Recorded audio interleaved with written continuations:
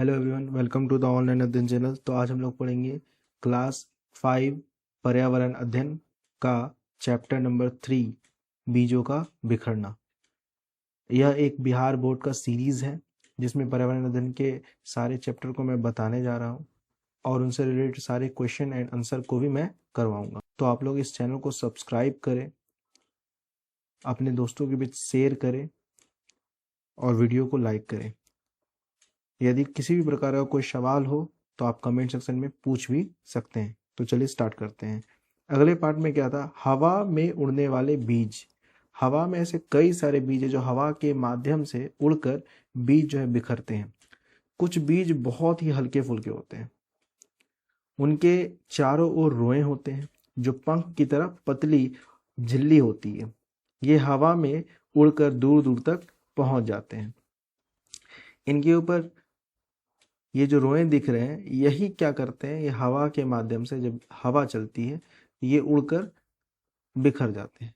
तो जहां पर भी ये बिखर कर जाते हैं तो वहां पर से भी एक नया पौधा उगाता है। इस प्रकार से हवा के माध्यम से भी बीज क्या होता है, बिखरता है। तो यहाँ पर एक प्रश्न है, कपास के बीज के चित्रों को देखिए और बताइए क्या आपने ऐसी संरचना वाले किसी पौधे के बीज को हवा में उड़कर एक स्थान से दूसरे स्थान तक जाते देखा है या नहीं। उनके नाम भी बताने हैं, ठीक है। तो ऐसे संरचना वाले पौधे का नाम है पलास। पलास एक ऐसा पौधा है जो हवा में उड़कर एक स्थान से दूसरे स्थान तक चले जाते हैं। चलिए अब आगे बढ़ते हैं। नेक्स्ट टॉपिक है पानी में तैरकर बीजों का बिखराव।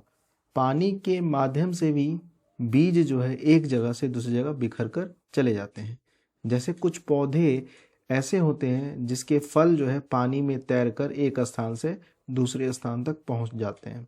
ऐसे फल हल्के एवं पानी में तैरने वाले होते हैं। जैसे कमल एवं कुमुदनी के पौधे जो है फल पानी में बहते हुए भी एक स्थान से दूसरे स्थान तक पहुंचते हैं। और भी बहुत सारे पौधे हैं, जैसे नारियल हो गया। नारियल भी बहता है, वो एक जगह से दूसरी जगह बहकर चला जाता है। वो नदी के किनारे खासकर पाया जाता है, तो पानी में तैरकर ही एक जगह से दूसरी जगह जाता है। तो यह भी एक उदाहरण ले सकते हैं जो पानी में तैरकर एक जगह से दूसरी जगह बिखर जाता है। यह बीज फल के सड़ गल जाने से बीज बिखर जाते हैं। आपके यहाँ पर एक प्रश्न है, आपके आसपास पानी के पौधे किस प्रकार उगते हैं उनके बारे में लिखिए। हमारे आसपास ऐसे कई सारे पौधे हैं। जैसे पौधे का नाम है कर्मी। यह डूबता है या नहीं, तो कर्मी पौधा जो है डूबता नहीं है। पानी का फल, यह भी नहीं डूबता है। जलकुंभी, यह भी नहीं डूबता है।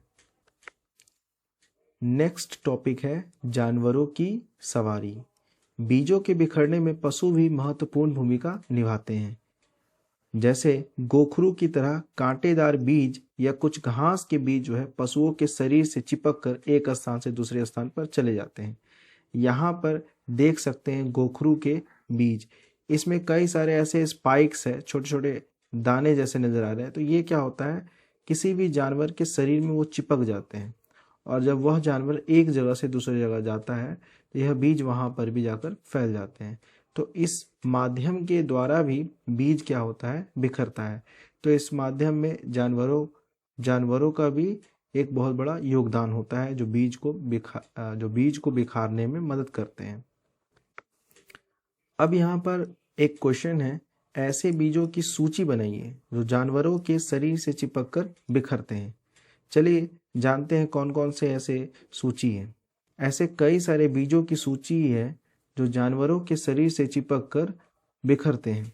जैसे लापटा का बीज, गोखरू का बीज, घास के बीज, यह भी जानवरों के शरीर से चिपक कर बिखरते हैं। नेक्स्ट टॉपिक है पक्षियों द्वारा बिखराव। कुछ पौधे के बीज जो है चिपचिपे होते हैं। जब पक्षी इनके फलों को खाते हैं तब ये बीज जो है उनकी चोंच पर चिपक जाते हैं। पक्षी जब किसी अन्य जगह पर जाकर चोंच से बीज को छुड़ाते हैं तो ये बीज नई जगह पर पहुंच जाते हैं। लसौड़ा के बीज को छूकर देखिए जिनका बिखरना पक्षियों के द्वारा होता है। कई फल ऐसे होते हैं जिन्हें पक्षी बीज सहित खा जाते हैं। फल तो उनके पेट में पच जाता है, किंतु बीज जो है नहीं पच पाता। वह मल यानी कि बीट के साथ यह बीज जो है बाहर निकल आते हैं। ये जहां गिरते हैं वहीं अनुकूल परिस्थिति में अंकुरित हो जाते हैं। कई बार आपने देखा होगा कि कई सारे ऐसे पुराने घर होंगे जिनके दीवारों में से पेड़ जो है, जैसे पीपल, बरगद या ऐसे हैं जैसे पीपल हो गया, तो दीवारों में से निकल आते हैं। तो ऐसा क्यों होता है?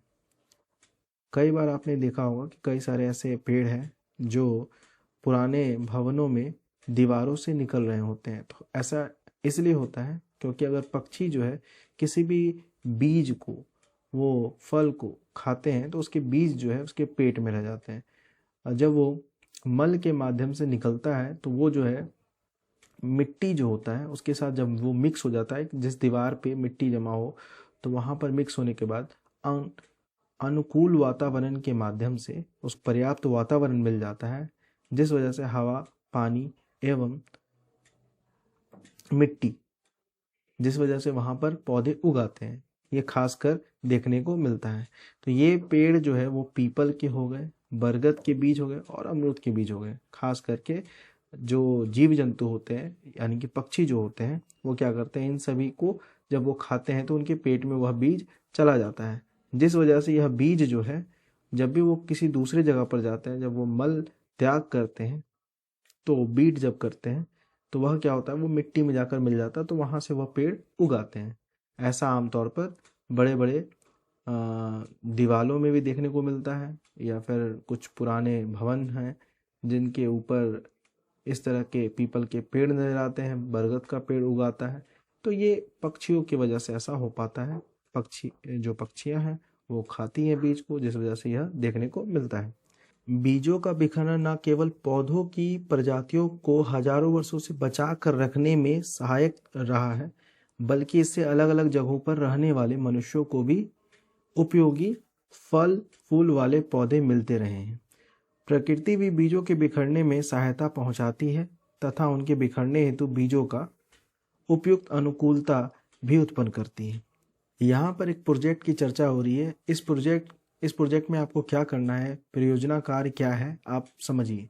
विभिन्न माध्यमों से एक स्थान से दूसरे स्थान पर पहुंचने वाले बीजों को इकट्ठा कर उसे चार्ट पेपर पे कोलाज बनाइए, और जो क्लास है उसमें आप सभी लोग इसको प्रदर्शित कर सकते हैं कि हाँ, ये जो बीज है, ये बीज कैसे एक जगह से दूसरी जगह फैलता है, वह एक जगह से दूसरे स्थान पे कैसे पहुंचता है, पहुंचने का कारण क्या क्या है, पक्षियों के माध्यम से पहुंचता है कि पानी के माध्यम से पहुंचता है कि जानवरों के माध्यम से पहुंचता है, हवा के माध्यम से पहुंचता है।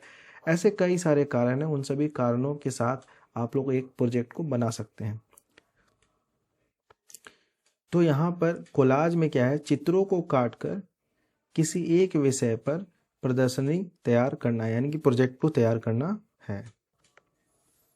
इसी के साथ यह चैप्टर यहाँ पर एंड होता है। अब फिर मिलते हैं हम लोग next chapter with question answer. अगले अध्याय में हम लोग फिर मिलेंगे प्रश्न उत्तर के साथ, तथा उनसे रिलेटेड टॉपिक को डिस्कशन भी करेंगे। यदि अभी तक आप लोगों ने मेरे चैनल को सब्सक्राइब नहीं किया है तो सब्सक्राइब करें, अपने दोस्तों के बीच शेयर करें और मेरे वीडियो को लाइक करें। Thank you so much for watching my video.